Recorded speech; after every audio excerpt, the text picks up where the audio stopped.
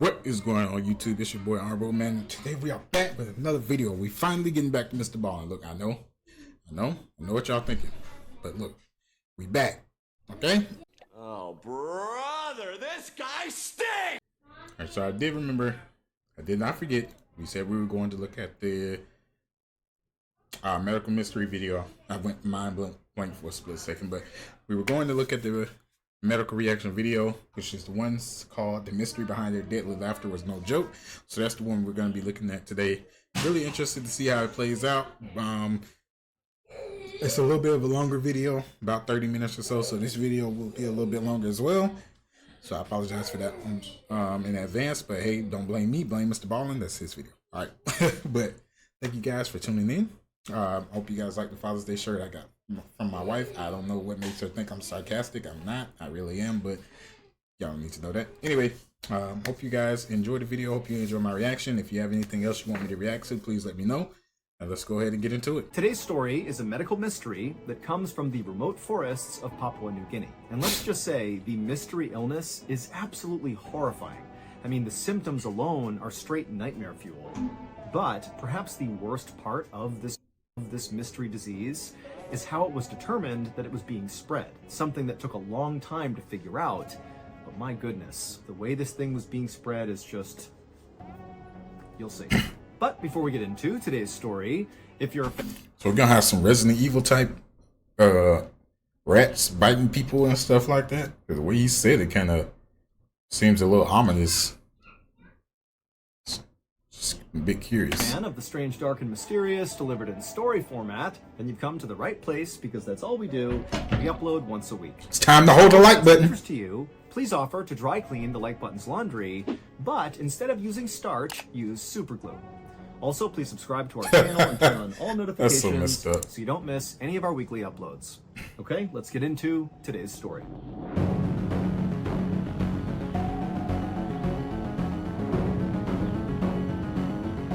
Hey, all in their heads. Oh, is this all in my head? On a sunny afternoon in the summer of 1953, a young woman named Ann stood in the middle of a huge sugarcane grove. Don't copyright me, please. I only saw 2 seconds. In an isolated forest in Papua New Guinea. And around her were all her relatives and neighbors, and they were all there to mourn the loss of Ann's sister, whose name was Ton. She had passed away 3 days earlier from a very mysterious illness that people in Ann's village called kuru. And in their language, the word kuru meant trembling. Now, keep in mind, this particular mystery illness that was called kuru only affected the people in Ann and Ton's village. This is like a hyper-specific illness that only happened inside of this little forest to these people. But Ann and the rest of the people in her village had seen this happen over and over and over again every year. And so they knew what happened when you got kuru because it was always the same. As soon as you began to tremble, that was kind of like the first sign. 1 year or so after that moment, you lose control of all the muscles in your body until you die. And so in Ton's case, so Ann's sister, she had watched this happen exactly. So I'm guessing the shaking sounds like seizures. So he says the shaking happened and then a year later you lose control. So, oh man, it's kind of...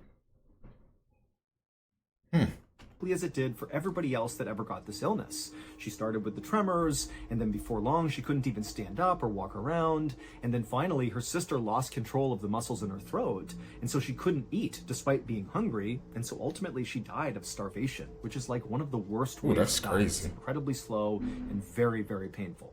And so ever since Ton's death 3 days earlier, the village had been performing all these rituals and prayers in an attempt to assist Ton's spirit on its way into the afterlife. And this type of very involved funeral was absolutely customary in Ann's culture. Ann and her family and all of these villagers were members of the Foray people, who were native to Papua New Guinea, which is an island just north of Australia. And in 1953, when this story is taking place, the Foray people numbered about 11,000 people. And remember, they live in a very isolated forest. They are basically cut off from the world for the most part. But they were beginning to fear that they were going to go extinct because of Kuru. Every year, the 4A people lost 200 people to Kuru. And for the most part, the victims were women, like disproportionately so, which made it even more likely that the 4A people would go extinct, because if you lose all the women, you can't have any more kids. And in fact, by 1953, so many women had died from Kuru that by this point, there were 3 times as many men as there were women. In fact, the leading cause of death for 4A women was Kuru. But the 4A people did not view Kuru as just an illness. They actually viewed it as a curse. In fact, that was completely accepted that that is exactly what it was. This is not like getting the cold. Somebody did this to you, like a sorcerer somewhere, That kind of makes sense, especially for the 50s. And you got to think they're in an isolated area, so that kind of makes sense. They're isolated. They don't really have that much communication with the outside world. It's not like they're in America or in New York or, in Dallas or something. It's just them. So it can definitely turn out to feel like, something supernatural is happening. So that makes sense in the context of things. He said that it mostly affected women. Like, I just wonder if it's something related to maybe like pregnancy or something. I don't know. It's kind of crazy. Named sorcerer that's like coming into the forest is targeting these women and cursing them with Kuru.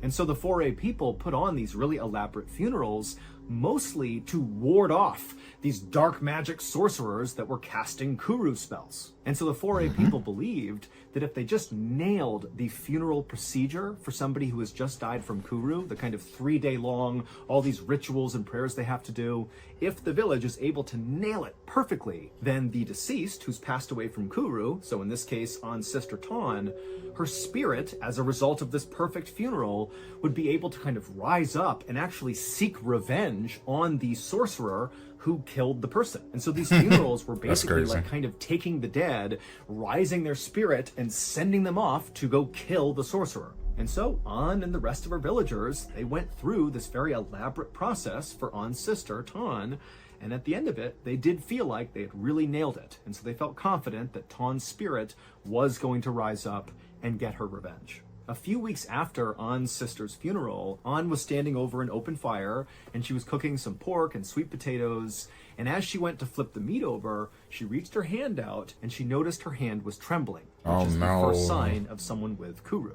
Now, An told herself that, oh no, I don't have Kuru, it's just because I was working really hard today, and I'm tired, like that's all it is. But she knew deep down, she knew. An did her best to kind of hide her trembling hands. However, after about a month from that first time she noticed her hand shaking, she noticed she wasn't really able to stand up without kind of losing her balance because her legs were starting to tremble. And finally, when she basically couldn't even stand up without assistance, this is again only 1 month after that first tremble, she knew she had Kuru. And An already knew that there was absolutely nothing anybody in her village could do to stop this from killing her. Kuru was a 100% death sentence. And so if you got Kuru, it's like the whole village just began prepping for your death because they had to be ready to do this big ritualistic funeral. And so imagine that. You have this mystery illness or curse or whatever you want to think it is, and you're just counting down the days until you die. Yeah, that's crazy. That's great. Like, it's, oh man. Like, you know there's nothing you can do. Like, I don't know, man. That got to be one of the worst ways to go out, like to just know that you in that situation and there's nothing you can do, and to see people preparing for your death, like because they know and it's a wrap. Like there's nothing you can do. All you can do is just prepare for it and just be ready for it, but like you can't stop it. Like oh my goodness, man, I don't know. Like just get me out of here quick, man. I don't want to be in a situation where I gotta sit there and just know it's gonna happen. Like, oh, that's tough, man. That's tough. Though she had seen this happen so many times before and just kind of knew there's nothing she could do, she couldn't stand the idea of having this horrible, slow, painful death. And so she decided, you know what? I'm going to do something drastic that basically nobody else had done before who had Kuru. So for context, at this time, the Foray people had been totally isolated from other people in the world for thousands of years. They basically lived in this little part of Papua New Guinea in the forest, and nobody else contacted them. They were totally isolated. However, starting in the 1950s, some Australian colonists and researchers and police actually began kind of making their way in and around the Foray people's area. So they were making contact, albeit not necessarily direct contact, but the Foray people were seeing basically white people wandering around in and around their forest from time to time. And it was always very shocking when they would see these people because they dressed completely differently, they looked totally different. I mean, it's like two worlds totally colliding. And generally speaking, Anne and the rest of the people in her village, they did not like having these Australian people kind of wandering around. But Anne is thinking, you know, the people in my village, the Foray people, they have no solutions for me. So maybe these Australian people that have kind of popped up, maybe they have some answers about what I can do to stop myself from dying from this horrible curse. Keep in mind, by going out and seeking help from these outsiders, it was like Anne would be breaking a huge custom. This is so taboo for the Foray people, and very likely, even if she was able to find a solution from these outsiders, it's not clear if she would have been welcomed back into her village. And so this is a truly... Yeah, that's a good point, because you got to think that these people have established their own culture. They doing their own thing. Like you got to think they already thinking witchcraft. Like let's put that out there. They already in their mind they're thinking witchcraft. So you got to imagine if they're already thinking that they're being affected by witchcraft, they're probably gonna think that these foreigners are going to use some type of witchcraft on you to get rid of the disease. So they're probably going to think, do I want to go from one source of witchcraft to another source of witchcraft? You know what I'm saying? Like, because we don't know, like, at least we know to expect this. Like, you might be bringing something that might just kill all of us. So do we really want to go through that? Or do we just want to kind of sit back and just say, okay, we can deal or kind of manage the losses that we take from Kuru, but you go over there, we don't know what you're gonna do, or what you're gonna get in contact with, or what kind of, you know, witchcraft or sorcery they might have, and they might give you something that might just come and just kill all of us. So yeah, I mean, it could be one of those situations where they could kind of look at it like, you know, yeah, you got healed or whatever, they did whatever to you, but you can't come back here. Desperate measure she's taking, but she really felt like she had no choice. So, even as her body trembled from Kuru, Anne managed to stand up using a stick, and she began kind of hobbling her way quietly and discreetly out of her village, something that she really never did. And eventually, after hobbling her way out of sight of the Foray people, she began making her way through the woods, and she eventually came to a clearing where there was this house. And it was obvious this is not a house that the Foray people have built. This is somebody from the outside who's built something kind of near where they were living. And so Anne wandered up to this house, not really sure what to do, but she went up and knocked on the door, and a second later it opened up. And it's this Australian anthropologist named Ronald Burnt, who actually Anne had seen before. He had been coming through her village a couple of times, attempting to interview people to learn more about the Foray people. She knew that nobody wanted to talk to him, but, you know, she had seen him before. And so she was relieved. This is someone that I'm somewhat familiar with. And so as Ronald is staring back at her, and Ronald's pretty tall and skinny, he's got glasses on, he's dressed like a typical Australian in the 1950s, and he's looking at Anne, and Anne begins to try to tell him what's going on with her. And as she began to talk, the words she was saying were coming out all garbled, and she realized that the Kuru curse was now affecting her throat, the muscles in her neck, and she was not able to speak. But as it happened, Ronald, who was very familiar with the Foray people, he could tell, based on just the way she was acting and how desperate she looked, that very likely this woman was here because she believed she had Kuru. And Ronald, who had learned about Kuru after studying the Foray people, he had done some research on it, and he believed it was entirely psychosomatic, that this was not an actual illness. Basically, he believed Kuru was acute hysteria, that these Foray people were just going crazy and convincing themselves that they had this illness, and I guess that kind of manifested their death a year later. And so Ronald interrupted Anne, who again is struggling to talk, and he was able to communicate to her in her language that you do not have Kuru, you are hysterical, this is in your head, and you should go now. And then he shut the door on her. And An had no idea what to do. She was embarrassed. She was terrified that maybe somebody from her village had seen her come out here. And so just trembling and feeling so alone and so scared, she turned around and just went back to her village. 9 months later, An's condition had severely deteriorated. She basically was following exactly the process of every other person she had seen with Kuru. She had lost virtually all the control of her body. She could barely sip water. She was feeling absolutely horrible.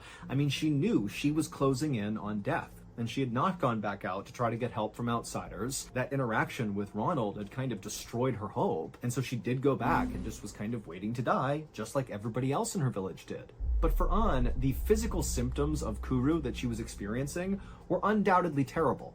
But they were not as bad, at least to An, as the other side of Kuru. So in addition to referring to this curse as Kuru, which meant trembling, sometimes Foray people would refer to this curse, this illness, as the laughing death. And it's because during the terminal stage, so the end stage of Kuru, when you're just about to die, you just begin laughing. It doesn't matter what you're thinking about. This is not an actual laugh. You're not thinking something's funny. It's like you could be weeping and totally depressed because you know you're gonna die, but you keep hysterically laughing, which makes your whole body sore from constantly laughing over and over again. And An was beginning to experience that. She would be weeping and laughing at the same time.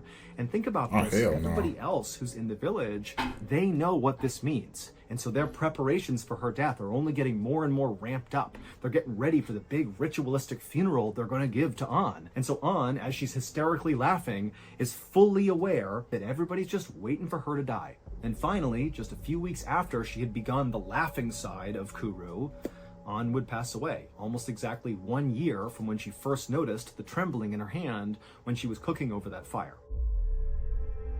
That is crazy. If you don't know this, late last year, we launched a brand new, strange, dark, and mysterious show called Mr.Ballen's Medical Mystery. Oh yeah, yeah. I'm familiar with the medical mystery. That's crazy. Why are you looking at me like that? But man, but I okay, I can understand the doctor's point of view because it does seem like it could just be something mental where you just think that you're going through that, you think that your hand is trembling, and you kind of trick your body into going down this path because it's mental. So it, obviously it starts with your brain, it starts with the way you think, and everything just goes from there. And all of a sudden, because your mind thinks that you're about to die, your mind just kind of controls the rest of your body into spiraling into this condition where nothing is working, and it's like, okay, now all of a sudden I can't walk, and now I saw the tremble in my hand, and now I can't do this, I can't do that, now I can barely stand, now I can't eat, now I can't even drink water. So I can understand the doctor's point of view, but this is a strange one. That's why it's a strange, dark, and mysterious. After An's death, more and more people just kept on getting Kuru. And over the next 7 years, it was like clockwork. 200 plus Foray people died from Kuru every year, and nobody had any idea how to stop it. It just became a part of their lives. And again, they kept getting closer and closer to being extinct. It was this really terrifying time. 7 years after An's death, so in 1961, a medical anthropologist named Shirley Lindenbaum was sitting in her office at City University in New York, reading over old scientific articles. And as she was just kind of flipping through them, she noticed there was an article from an Australian anthropologist named Ronald Burnt, the same guy who had turned An away and told her, no, you don't have Kuru, that's not real, it's psychosomatic. And in this article, Ronald outlined these symptoms that the Foray people were exhibiting that obviously were not real. They had tremors, loss of muscle control, and huge mood swings. But Ronald was like, it's all in their head. It's not a real disease. But to Shirley, as she's reading this, she's thinking, why has Ronald decided this has to be psychosomatic? These symptoms seem like a real disease. Oh boy, is he up to something? Is that why he has to have? Oh my good bro, don't tell me this man is up to. Don't tell me it's him. Don't tell me it's him. Don't tell me it's him. it kind of as soon as he said the why does is he so adamant that it's mental, it's just like it just the light bulb just flipped on. Oh my god, please don't tell me, please don't tell me it was him all along.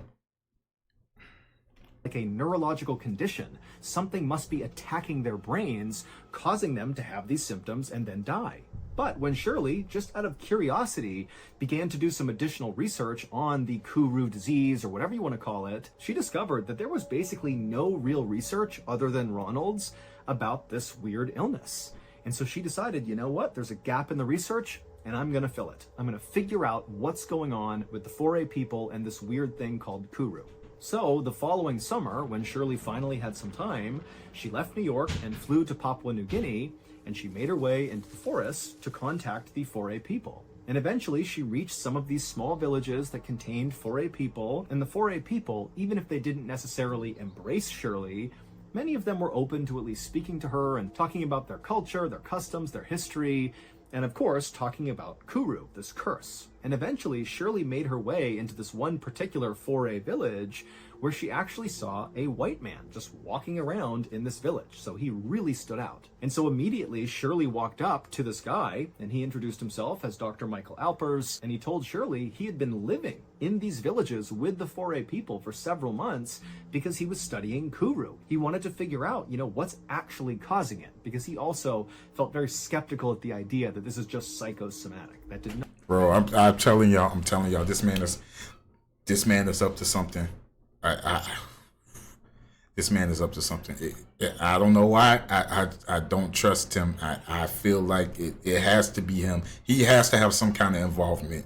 Like, I don't know. I love this man's storytelling because the way he just gets you locked in, and you just fall into the story. You fall into the character, and then it's like all of a sudden he flips it, and like now it's clicking. Like that dude is up to something. I don't trust him. Seemed very plausible. And so Shirley and Dr. Alpers were totally aligned, and they're like, hey, let's swap notes and do this together. And so Shirley began telling Dr. Alpers about what she had learned so far, and she said that when she showed up in Papua New Guinea, she believed what this was, what Kuru was a genetic brain disease, meaning it would be passed down from, parent to child and so on and so forth. But she quickly discovered that after conducting research and talking to the 4A people in these villages, that was not the case. This was not something that went from parent to child. Instead, Kuru appeared to spread amongst tight-knit social groups within these villages, which seemed to indicate this was actually a contagious disease, not a genetic one. And so she told Dr. Alpers that now her working theory was that Kuru was actually a contagious type of encephalitis, which is inflammation of the brain. But Shirley also said to Dr. Alpers that did not explain why so many victims of Kuru were female. And Shirley also said to Dr. Alpers that, I've been around loads of people with Kuru and I don't have it, so how can it be contagious? Dr. Alpers agreed with everything Shirley was saying, and in fact had come to a similar conclusion himself, which meant he also had the same questions. Why only women, and why wasn't he getting it? But he told Shirley that when he began trying to answer this question, he discovered that actually, in addition to lots of women getting Kuru, also lots of kids got Kuru. Not necessarily parent to child, but also children in these villages seemed to be slightly more susceptible to getting Kuru than men. And in fact, Dr. Alpers told Shirley that right now there was a 12-year-old boy who was in the final stage of Kuru, so the laughing stage, the terminal stage, and because this boy's parents knew their son was going to die, they were so desperate and grief-stricken that when Dr. Alpers came by and offered to do an autopsy on their son when he passed to try to learn more, the parents agreed, even though that meant totally breaking 4A custom. So this was like major taboo decision. But again, the 4A people are getting more and more desperate as they go closer and closer to the brink of extinction from Kuru. A few days later, Dr. Alpers found Shirley, and he told her that the 12-year-old boy had passed away, and so now it was time to conduct the autopsy. And so he led Shirley to a clearing in the woods that was kind of far away from the eyes of the villagers, and there was a makeshift autopsy table with this boy's body on it. And while Shirley really could not stand to watch this actually happen, she did go over after Dr. Alpers had opened up the boy's skull, revealing his brain. And he yelled to her, hey, you have to come over here and look at this. And so Shirley walked over and she looked down, and even though she had not seen a human brain before right in front of her, she knew right away there's something terribly wrong with that brain. His brain was completely shriveled up and covered in holes, as if like a worm had drilled through his brain. And so Shirley and Dr. Alpers immediately knew this brain has to be sent off for further testing because something's happening here that's not psychosomatic. This is a real disease that is killing these people. About a year later, Shirley was back home in New York in her office when she received a letter from a research team at the United States National Institutes of Health, or NIH for short. And the NIH is one of the largest medical research facilities in the world. And it was where Shirley and Dr. Alpers had sent off that boy's brain for further study. And so by getting this letter, Shirley knew she was going to get information about whatever they discovered in this boy's brain. And so she ripped it open and pulled out the report and began reading. And the researchers said they had spent the last year, studying this brain tissue. And while they still didn't really understand how Kuru even happened and what caused it, was it a virus or an infection? They didn't know, but they had discovered something about how Kuru spread. During one of their experiments, the NIH researchers had injected some tissue from this boy's brain into a chimpanzee, and very quickly, that chimpanzee developed Kuru. And so this told the researchers that yes, Kuru was contagious, and it spread through infected brain tissue. But how one person's infected brain got into another person's brain was the big mystery. But at least they had found something. But as Shirley read this, because she had done all that research when she went into the forests of Papua New Guinea and spoke to all these 4A people, she had learned a lot about what they did on a day-to-day basis and, what their various customs and rituals were. And she actually knew exactly how something like this could happen, something that only the 4A people were doing. During her research in Papua New Guinea, Shirley had learned that 4A people believe all humans have 5 distinct souls. There was that one soul that 4A people believed they could basically summon up out of a deceased person that would then go avenge that person's death. So think about how all those people who died from Kuru, they believed that was a curse from some sorcerer. And so a big part of that funeral process was to call out that soul to go avenge their death, go find the sorcerer and kill them.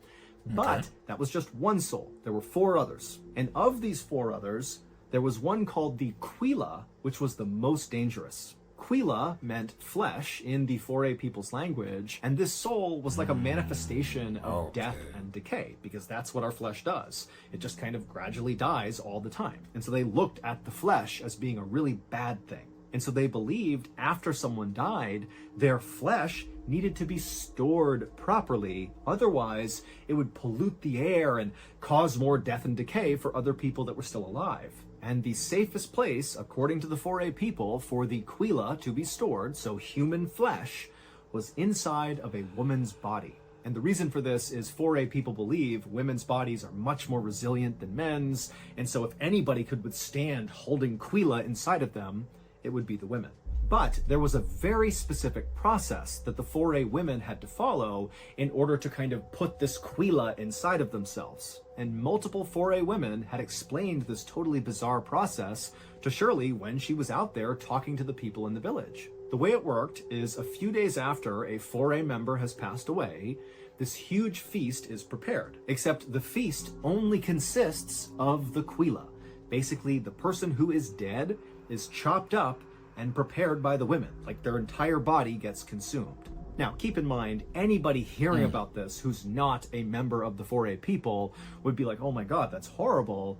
But to 4A people, this ritualistic cannibalism was actually an act of love. The idea was by having these women consume the Quila, consuming the dead person, you're protecting the living because you don't want the Quila out and about polluting the air, and you are respecting the dead. But remember, Kuru got spread through infected brain tissue. And it just so happened that during these funeral feasts, when they were consuming the Quila, the brain of the deceased person was an absolute delicacy. And so the brain was reserved for close female relatives of the deceased person. And so during An's sister's funeral, so when Ton passed, what do you think An ate? She ate Ton's brain. And then also, critically, Shirley had learned that a lot of these women who were given the brain, this delicacy during these funerals, they would often sneak little pieces of the brain and hand it out to kids as like a little treat. They would take the brain and eat it, and nobody knew. That's why the kids were also getting Kuru.